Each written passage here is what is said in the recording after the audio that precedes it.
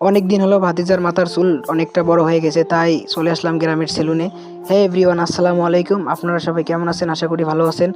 ভাতিজাকে আমরা সেলুনের মধ্যে দিয়ে একটু ছবি টবি তুলতে গেছিলাম। তারপর জানতে পারি ভাতিজার মাথার চুল কাটা শেষ, তাই আমরা চলে আসলাম সরাসরি ভাতিজাকে পিক আপ করে বাসার দিকে নিয়ে যাব। দেখতে পাচ্ছেন গ্রামের সেলুন কতটা গরম তাপমাত্রা, ঠিক আছে। যারা গ্রামে বসবাস করে, গ্রামের সেলুনে যারা চুল কাটে, তারা আসলে আসল বাস্তবতাটা বুঝতে পারে। অনেক গরম, অনেক তাপমাত্রার মধ্যেও আসলে চুল কাটতে হয় আমাদেরকে।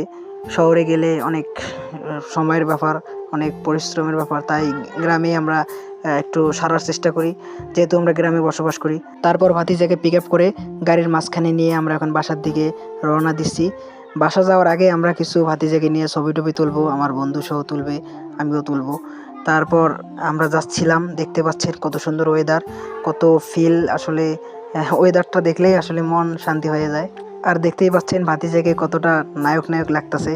ভাতিজা তো খুব খুশি, ঠিক আছে। চুল কাটার পরে অনেকটা খুশি, কারণ তাকে নায়ক নায়ক লাগতেছে। তারপরে দেখতে পাচ্ছেন আমরা রাস্তা দিয়ে যাইতেছিলাম, অনেক সুন্দর ওয়েদার এবং অনেক ভালো ওয়েদার। আমরা সামনে একটু দাঁড়ানোর চেষ্টা করব। এখানে আমরা কিছু ছবি টবি তুলবো, কিছু ফটো টটো তুলবো, তুলে আমরা সরাসরি বাসার দিকে রওনা দেবো, কারণ আজকে পবিত্র শুক্রবার নামাজ পড়তে হবে। তা সবাই ভালো থাকবেন, আল্লাহ হাফেজ।